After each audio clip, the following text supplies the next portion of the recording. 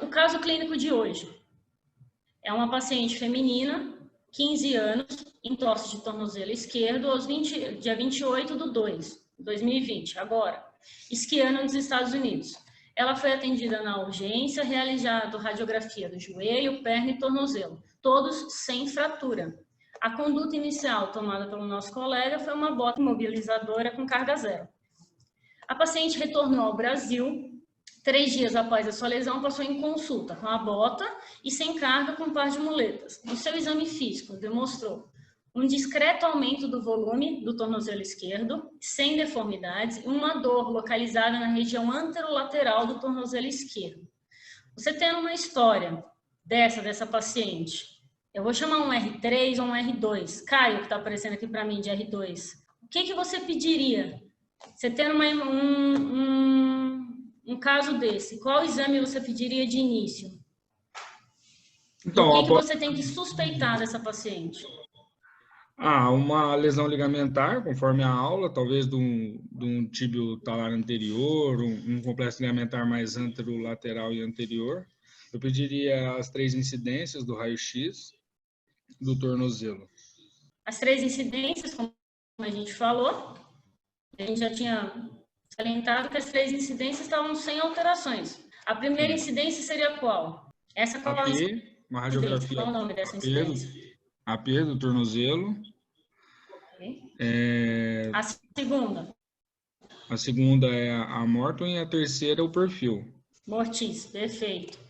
Eles também pediram a radiografia da perna da paciente. Pensando no que a gente pede uma radiografia da perna? Na lesão da fíbula alta, né? Pelo mecanismo de trauma, igual você disse lá do mesoneve. E a gente consegue ver que não tem fratura. E a físia ainda tem um pouquinho de físia na paciente, né? Paciente 15 anos. E as radiografias de joelho também solicitou. Porque como foi esquiando, a gente tem que lembrar que o esqui ele pode causar tanto uma lesão no joelho como uma lesão no tornozelo. Embora ela não se queixasse em nenhum momento de dores no joelho. Em qualquer momento, até o exame também não tinha dor à palpação. As radiografias, está suspeitando de uma lesão ligamentar. Vamos mudar agora. Diogo, você pensou em uma lesão, o Caio tinha pensado em uma lesão ligamentar. Qual é a continuidade do tratamento? Com outro exame você consegue ver uma lesão ligamentar melhor? A ressonância magnética a gente consegue ver. Estou te dando 4 cortes de ressonância magnética, 3 em axiais e 1 em coronal. O primeiro corte aqui, já deixei aqui a dica. A gente tem a região do talos e a região da fíbula, certo? A gente tem a lesão do ligamento talofibular anterior. Aí a gente consegue ver uma lesão aqui, está vendo que está um pouquinho diferente, não está tão bonitinha a lesão do ligamento? Parece ter edema local, parece ter uma lesão intra-ligamentar. No segundo raio-x, no segundo corte de tomografia, o que a gente consegue ver? Parece que tem um aumento, né, da articulação, da distância entre a tíbia e a fíbula, e também tem uma diminuição do contraste aí entre a imagem do ligamento. Parece que ele está meio apagado, né? Ele não está tão bonitinho, né? A gente consegue ver o talo fibular, o tíbio fibular anterior, ele não está tão bonitinho como a gente pensa. E nessa imagem aqui, ó, o que a gente vê? É um corte coronal, certo? Você consegue ver alguma coisa? Consigo ver lesão. Aqui é um pouquinho mais difícil. Consigo ver aqui não tem lesão ligamentar. Na verdade, o que a gente consegue ver é um edema aqui na sindesmose. E a gente consegue ver os outros cortes aqui, um edema ósseo tibial, né? Posterior. E aqui no outro corte a gente consegue ver que a sindesmose está fechada, certo? E o deltoide está íntegro também. E a ressonância, o laudo da ressonância mostrando exatamente o que a gente viu nas imagens. Pensando que você tem uma ressonância com essa imagem, que outro exame a gente pode pedir para ver se está tendo abertura da sindesmose ou não está tendo abertura da sindesmose? Raio-x com estresse. A gente já pensou no raio-x, já foi o raio-x. É Concordo com você. Na avaliação inicial, a gente podia pedir o raio-x, mas você já tem uma ressonância em mãos, né? Uhum. Qual o próximo exame que a gente pode entrar com uma investigação um pouquinho mais de parte óssea, esquecendo para ver a parte óssea mesmo que está abrindo ou não está abrindo, se tem anormalidades ósseas. Ok. Perfeito. A tomografia foi feita de duas maneiras, uma tomografia em neutro e uma tomografia em rotação externa do tornozelo. Agora me fala, você consegue ver alguma coisa na tomografia? Aparentemente eu não estou vendo, não. Só se tiver algum distanciamento. Parece que tem uma irregularidade, né? Em neutro, a gente vê que o espaço da articulação entre a tíbia e a fíbula, ele tem uma conformidade. Na rotação externa, parece que ele dá uma pequena distanciada. Mas a impressão que dá também é que não está na mesma altura, principalmente a rotação externa, né? a imagem esquerda. O corte, principalmente da rotação externa, não está na mesma altura, os dois tornozelos, eu concordo. Aqui a gente tem uma leve abertura da região distal, tíbia-fíbula. E a gente consegue ver no neutro e na rotação externa que essa abertura também existe, muito pequena. O tanto que o laudo mostra para a gente que o aumento que tem é de 1 milímetro. E quando a gente tem a rotação externa, tem um aumento de 0,1 milímetro. Você tem um raio-x, uma ressonância, uma tomografia em mãos dessa paciente. Vamos ver outro R3 que esteja aqui. Senão vai ficar... Isadora, você tenta o tratamento conservador ou o tratamento cirúrgico desse paciente inicialmente? Sabendo que ele já tem uma lesão ligamentar e uma lesão no sindesmoso, certo? Vamos lembrar disso. Relembrando, lesão no talo fibular anterior, tíbio fibular anterior. Tratamento conservador ou cirúrgico, Isadora? Ela não tinha feito nenhum tipo de tratamento a princípio, né? Ela estava com a bota mobilizadora colocando o gelo. Ah. E ela tem... Ela chegou com 3 dias de lesão. Ela chegou com 3 dias de lesão, só isso que ela tem. O tratamento que ela fez foi o tratamento de mobilização e gelo. Poderia manter o tratamento conservador a princípio e ver como que ela vai evoluir. Como você manteria o tratamento conservador dessa paciente? Manteria ela com boca imobilizadora, sem carga, reavaliaria ela com 2, 3 semanas, a ver questão de dor, ver se está tendo instabilidade. Quantos total você trataria? E no total você levaria essa paciente com tratamento conservador por quanto tempo? Você iria reavaliando ela, mas você pensaria quanto tempo? Você daria uma carga para essa paciente? Você lideraria ela para reabilitação? Você tem uma noção disso? Manter sem carga por 3 semanas, né? Isadora? Então, 3 semanas pensando em qual lesão? Veja, nós estamos suspeitando de uma lesão ligamentar lateral do tornozelo, suspeitando uma lesão diagnosticada na tornozelo e uma lesão na sindesmose. Então, sim, tanto faz sindesmose como lateral do tornozelo, a conduta do tratamento é a mesma. Preste atenção nisso na hora de responder. 3 semanas também, tanto faz se sindesmose, se ligamento lateral do tornozelo? Não, com a lesão da sindesmose, se ela não evoluísse bem, aí eu acho que teria que indicar a cirurgia mesmo.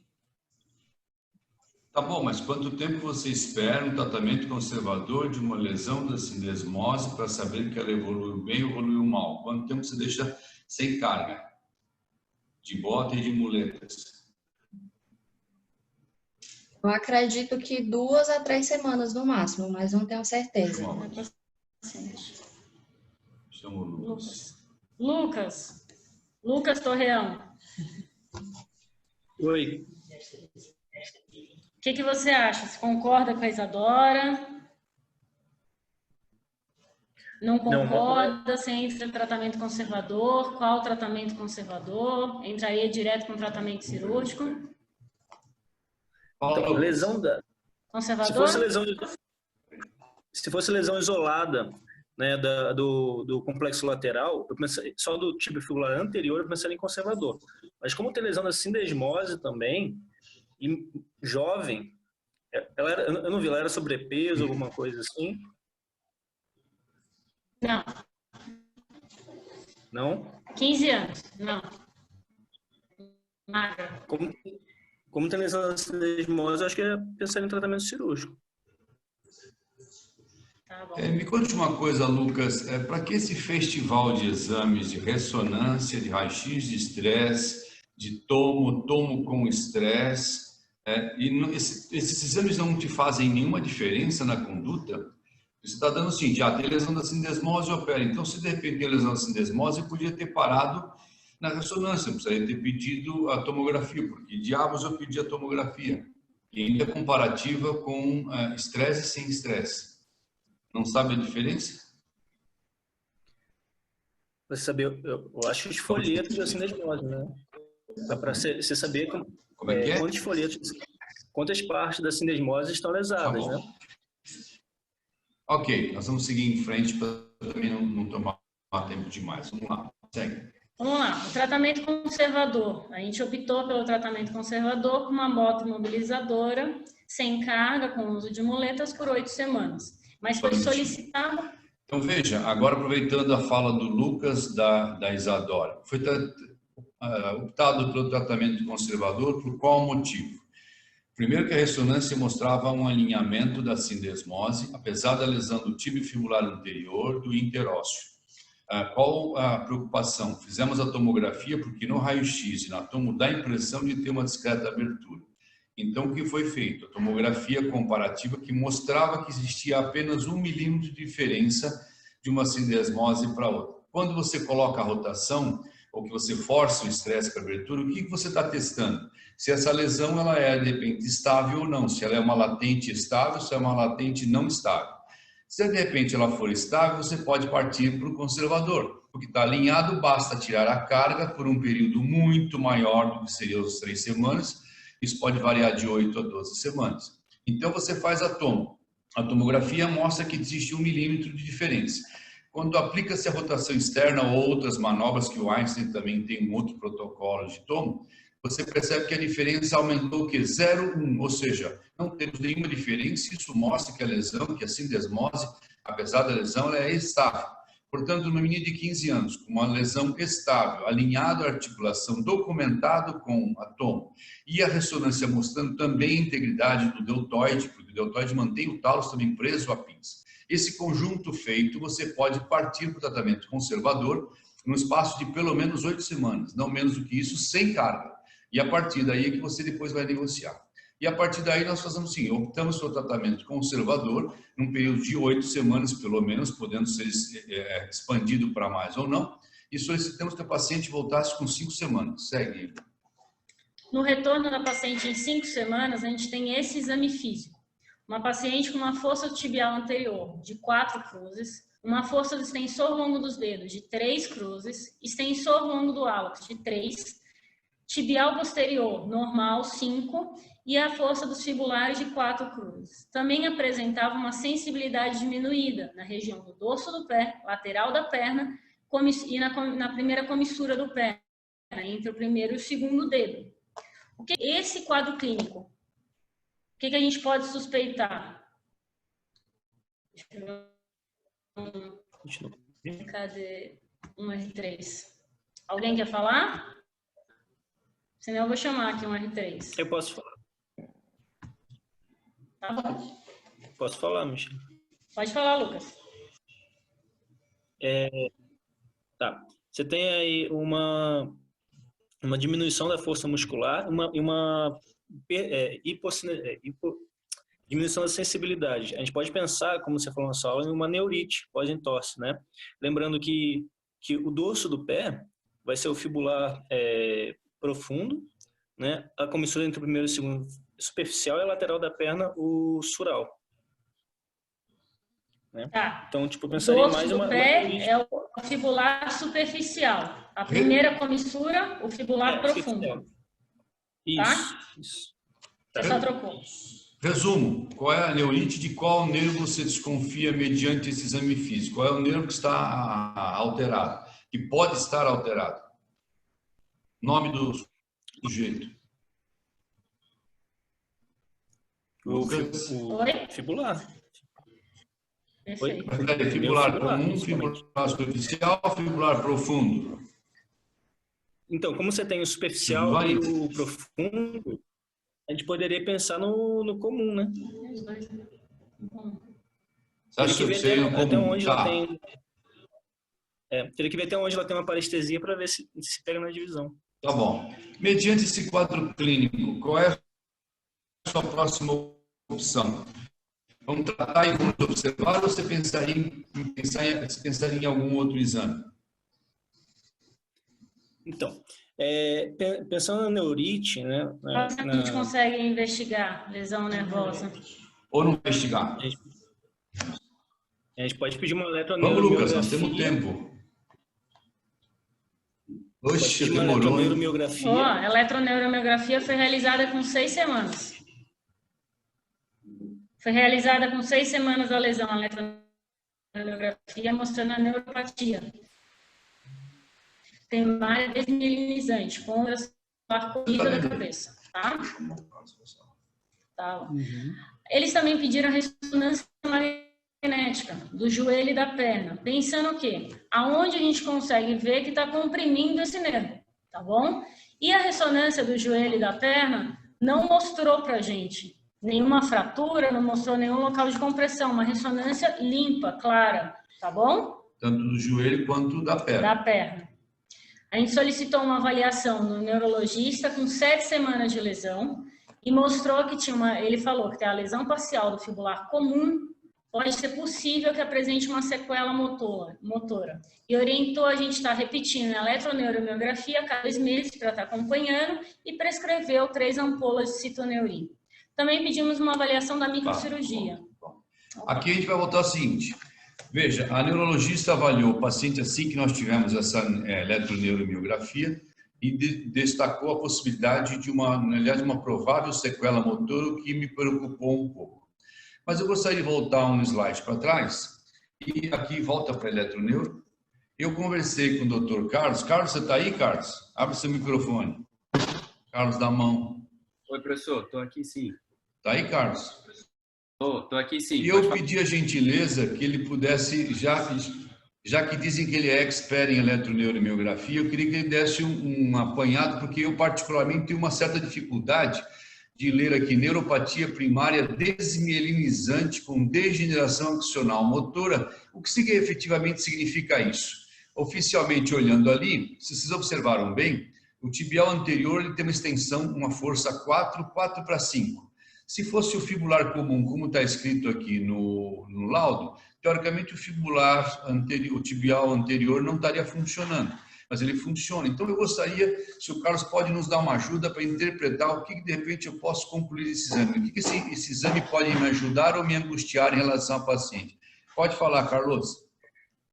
Assim, eu acho que o exame eletroneuromiografia ele sempre ajuda nessas lesões, principalmente quando você tem suspeita de nervo. É importante falar que o exame foi feito na data correta. Então, se esses exames, a eletroneuromiografia ela é feita antes da 6ª semana de lesão, isso pode, às vezes, gerar um falso negativo, porque a eletroneuromiografia ela mede para a gente a velocidade de condução nervosa. Então, você faz um estímulo, teoricamente, antes da lesão e capta esse estímulo no músculo depois da lesão. Então, a velocidade de condução desse impulso nervoso, ele diz para a gente se tem a lesão do nervo ou não. Essa velocidade, isso se dá através das fibras mielinizadas mesmo, então, que é o que mostra no exame. É importante fazer esse exame depois da 6ª semana, porque antes da 6ª semana não deu tempo de acontecer a degeneração valeriana. Então, a fibra vai continuar conduzindo o impulso nervoso, mesmo que tenha a lesão, a compressão ali, uma eletroneuromiografia antes desse prazo, ela pode vir normal. Em relação ao local do acometimento, na grande maioria das síndromes compressivas do nervo fibular, ela acontece no nervo fibular comum mesmo. Então, na região ali do nervo fibular comum, entre o compartimento lateral e o posterior da perna, existe um septo intermuscular, que nessa região ele é um pouco mais grosso, ele fica um pouquinho mais profundo ao fibular longo, e nessa região é o principal sítio de compressão do nervo fibular. E a sensibilidade do pé, ela mostra isso para a gente. Em relação a não ter acometimento do tibial anterior, com certeza, quando você tem um acometimento do nervo, você pode não acometer o nervo por completo. E provavelmente as fibras que vão para o tibial anterior, elas ficariam poupadas e por isso o paciente tinha uma dorsiflexão do tornozelo preservada e dessa fraqueza de extensão aí dos dedos e o déficit de sensibilidade na região. Não sei se fui claro, professor, é isso que nesse contexto que você colocou, óbvio que a gente é angustiado com uma menina, como se de repente fosse minha filha, o que você poderia dizer, seja para o ortopedista, né, enquanto de repente de avaliação neurológica, ou enquanto para o familiar seguinte? Você acha que vai ficar uma sequela ou pelo exame físico e por essa receita? O que você acha que pode ser o desfecho daqui nas próximas semanas, 2 meses ou 3 meses? Acho muito cedo. Qual é a sua sensação? Você tem uma impressão? Eu acho muito cedo para a gente pensar em uma sequela definitiva. O que eu acho que talvez a neurologista disse, em sequela definitiva para o nervo. Então, toda vez que você tem uma lesão nervosa, essa lesão vai formar uma cicatriz e isso vai ficar uma lesão ali no nervo. Não necessariamente isso vai trazer uma sequela motora ou sensitiva para o paciente. Na maioria das vezes, isso com um tratamento conservador e fisioterapia, com medidas anti-inflamatórias, alongamento, tirando a compressão desse nervo, é possível que, e provável que tanto a força motora quanto a sensibilidade dessa paciente recupere e que ela evolua de uma maneira satisfatória. Normalmente, o prazo que a gente espera e orienta o paciente de melhora são meses. A gente pode esperar isso por até 6 meses de tratamento conservador para pensar em alguma cirurgia ou alguma coisa mais agressiva. Mas pensar em sequela motora definitiva no momento, eu acho muito, muito agressivo. Assim, acho que não dá para a gente afirmar. A pergunta que eu te faço Carlos, ela sugeriu que de repente pode ficar alguma sequela motora. Essa foi a observação. E aí, frente a isso, você tem um tempo que você pode agora, porque aí tem aquela angústia, que nós vamos até falar sobre um trabalho que vai ser o motivo da nossa atualização. Eu tenho que esperar quanto tempo, teoricamente, para entender que isso está evoluindo ou, de repente, preciso intervir do ponto de vista cirúrgico? Existe essa possibilidade de repente que abrir ou liberar esse nervo, alguma coisa, explorar esse nervo? O que você acha? Exato. Eu acho que sim. Eu acho que o tratamento conservador, a gente insiste, a literatura varia um pouquinho de 4 a 6 meses. E aí, se a gente não tiver uma evolução satisfatória nesse período, é o que normalmente a gente indica a descompressão. E aí existem cirurgias que você faz, abre, tem que liberar esse septo intermuscular, pensando na regeneração nervosa. Mas, como eu disse, assim, eu acho que com menos de 2 meses, acho muito difícil a gente afirmar que isso vai gerar uma sequela motora definitiva. Acho que eu esperaria um pouco mais, eu pensaria um pouco mais no tratamento conservador. Obrigado, Carlos. Então, a Michele vai continuar, aqui nós temos como no nosso grupo no consultório tem um colega que faz micro, então a gente pediu a avaliação dele. Segue, Michele. Obrigada, doutor Carlos. A avaliação da equipe da micro do consultório, com 7 semanas de lesão, pediu para observar a evolução por 4 semanas, com fisioterapia, e falou que se caso não apresentasse uma evolução positiva, poderia estar optando pela exploração cirúrgica, como o doutor Carlos falou. Hoje, a paciente se encontra com 9 semanas da lesão, em tratamento com a fisioterapia. A gente consegue ver como é que está evoluindo a parte da força motora do extensor dos dedos, do extensor do hálux. Quero passar de novo? Isso é perna esquerda, viu, gente?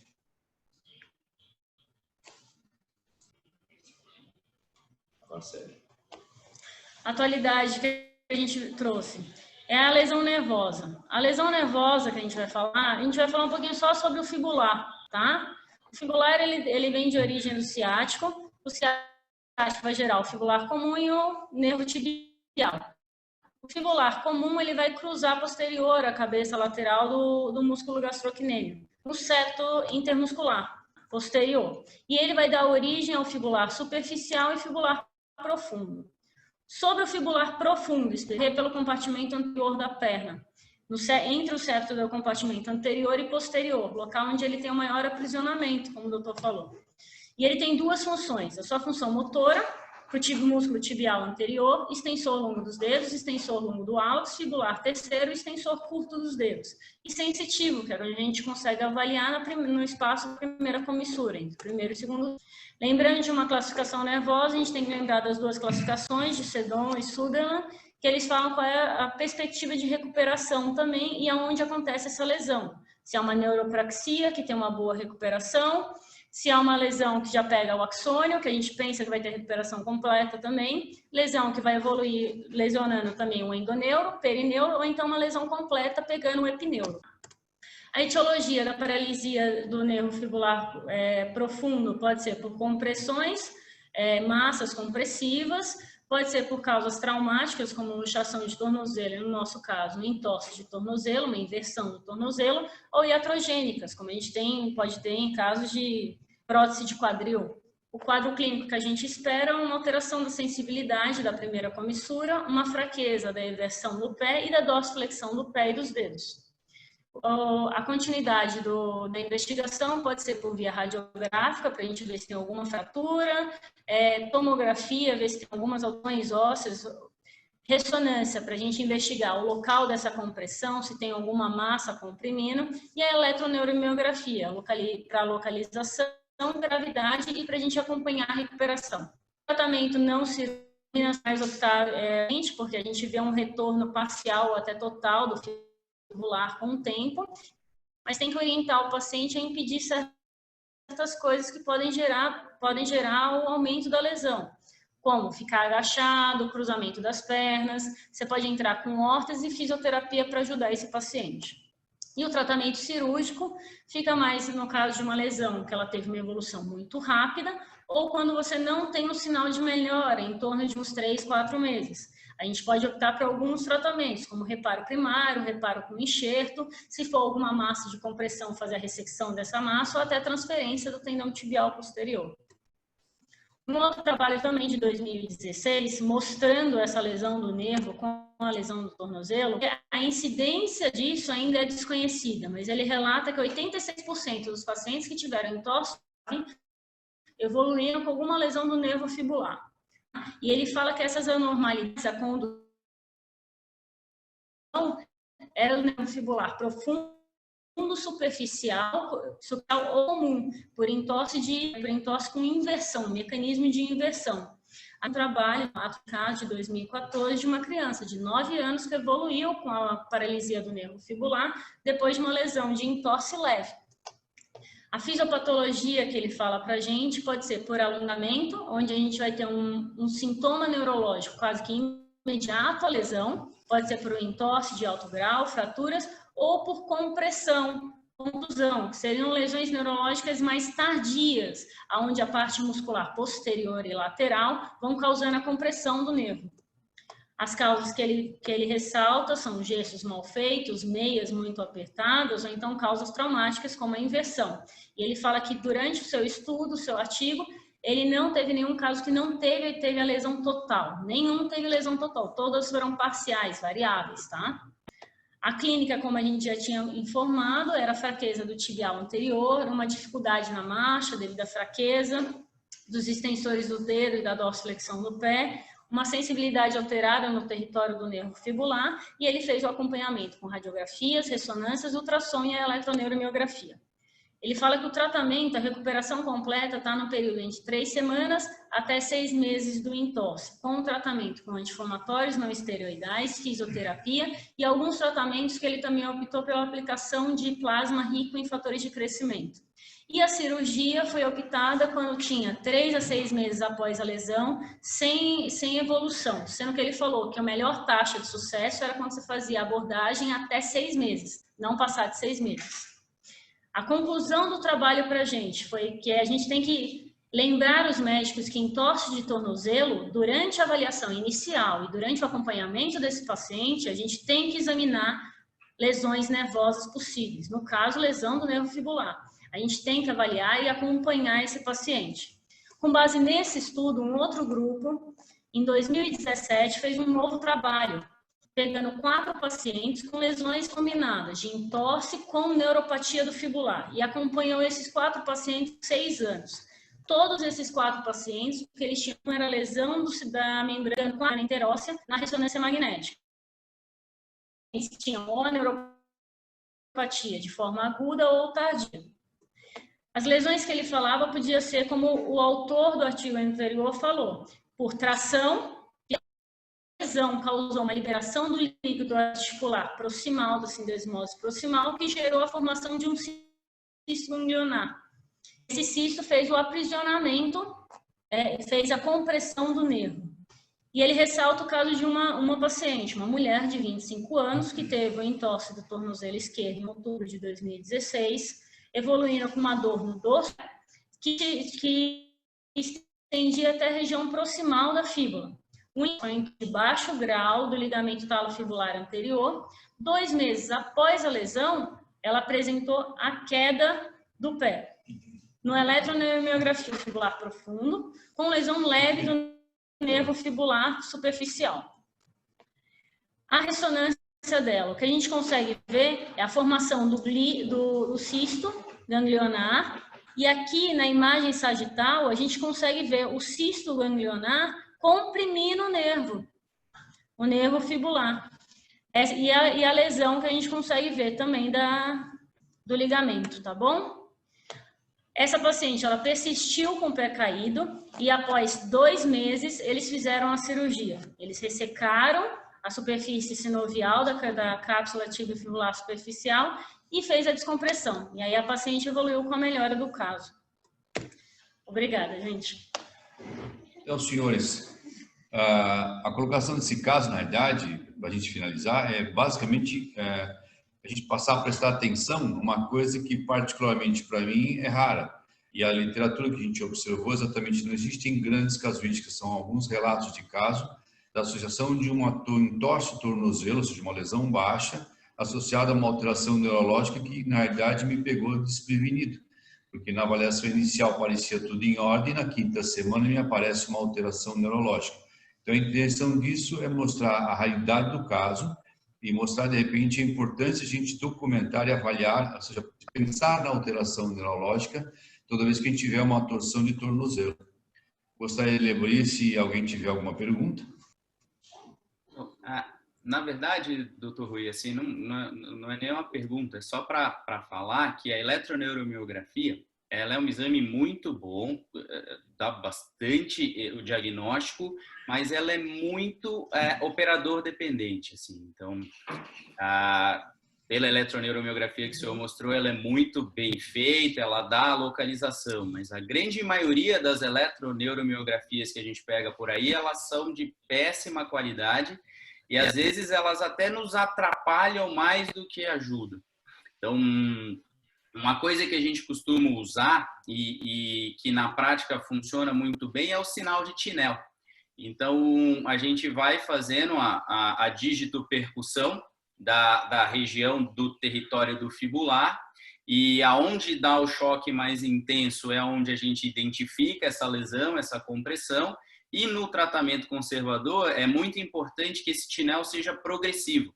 Então, a gente marca a localização da lesão e esse Tinel ele tem que ir avançando na direção distal. Isso mostra para a gente que está tendo uma regeneração do nervo e que seu tratamento conservador está funcionando.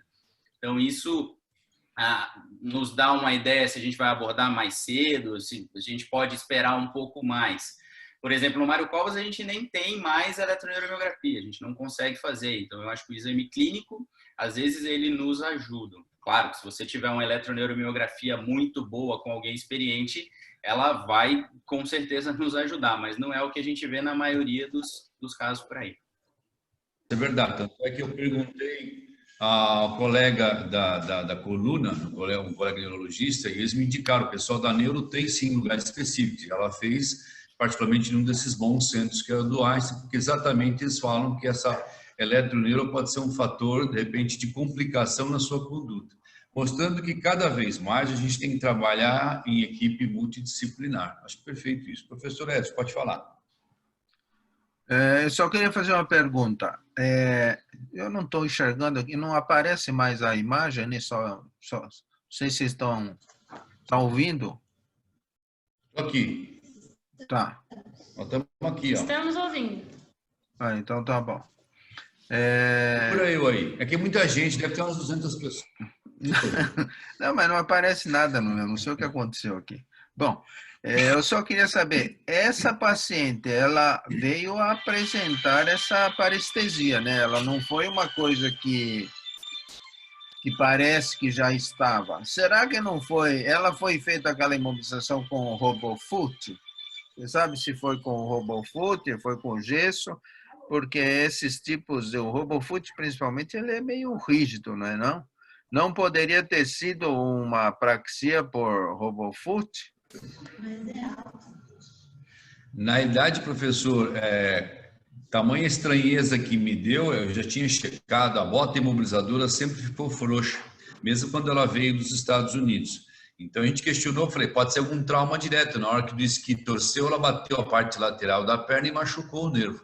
Mas ela não tinha história nem de ter batido, não tinha dor na parte proximal nem no joelho, e há tão pouco eu fui observar a bota e insisti na pergunta, ela nunca usou a bota imobilizadora apertada, que seria esse motivo outro de você também ter alteração do nervo. Então, provavelmente, a única hipótese que nos resta é essa exatamente que a gente pegou nesse trabalho, nesse anexo, no segundo trabalho, onde a torção levando ao estiramento, que eu confesso para o senhor é a primeira vez que vejo uma alteração neurológica após uma lesão ligamentar baixa e não proximal. Outra pergunta que eu queria fazer... O Bruno Miranda está por aí? Perdão. Deixa eu fazer uma segunda pergunta. Pode falar, professor. Porque a eletroneuromiografia, nessa situação que ela tinha um pouco de sensibilidade e tinha ainda a força motora preservada, não vai dar nenhuma... Vai dar alguma diferença? Porque isso mostra que não tinha uma lesão total, né? Então, eu não sei o que... Ela já tinha estímulo passando, né? Então não vai refrescar muito, ou vai? Vai ajudar alguma coisa fazer eletroneuromiografia? Em mais 2 meses, com certeza é um consenso, né, da neurologista que pediu, e também conversando com esse colega que faz microcirurgia no consultório, a gente tem que observar, porque às vezes essa pequena compressão que pode se manter, ela pode de repente alterar esse nervo a partir da data que eles falam, em torno de 4 a 6 meses. A alteração que me angustia no exame físico dessa menina é não levantar, ela mal consegue, ela vence a gravidade do hálux, na extensão do hálux, dos dedos. A nossa sorte, que contrapõe ao exame da fala da lesão do nervo fibular comum, é que o tibial anterior, tanto é que o senhor viu ela andando no exame físico sem a bota. Ela consegue ter uma força, uma extensão, um elevar do pé, quase que normal. É um 4, não diria que é 5 de força, até porque tem alteração muscular. Mas ela tem um 4 para mais de... Ou seja, deve ter aí só um estiramento, eu não acredito que seja muito além disso.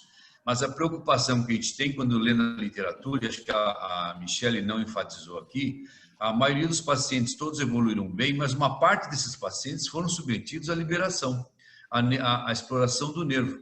Como diz o pessoal da microcirurgia, ou seja, às vezes é mais interessante, depende da evolução, que não esteja sendo favorável na fisioterapia, você fazer uma liberação branca, só para garantir que você liberou, do que você esperar e depois perceber que não evoluiu bem e você perdeu o timing de você liberar esse nervo. Ok, obrigado.